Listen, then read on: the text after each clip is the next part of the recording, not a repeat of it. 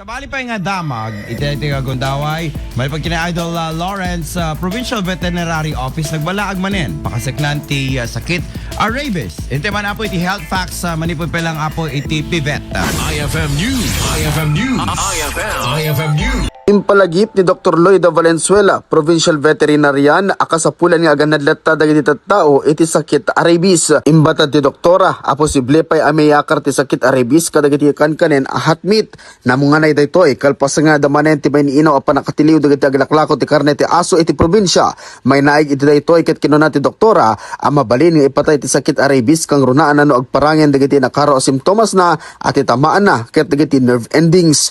Kuna ti doktora, akasapulan ano ang mabalin nga agpa-check up ket ubraendan tapno iti kasta ket maisalbar ti biagda. Number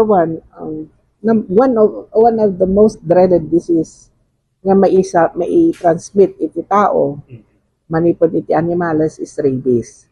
Kasi once nga timamahan deta tao dahil rabies ti aso and rabies ti other pet animals, warm-blooded animals, ang tendency niyan 6 feet underground within a few days. No, once nga nagpakita met ti senyales si taon, kad betigas pangarigan ko makita maglabyar na taon, uneasy, kabutang na aming nga angin, aming nga lawag, aming nga ingay, no? So, ti kayat dayan, tinasulinet na lumang, na lingid, na madilim, nga nalakad daw ma-agitate. Pagka nakikita na yung mga senyales sa kasyapo, within 24 to 48 hours, may he or she rest in peace.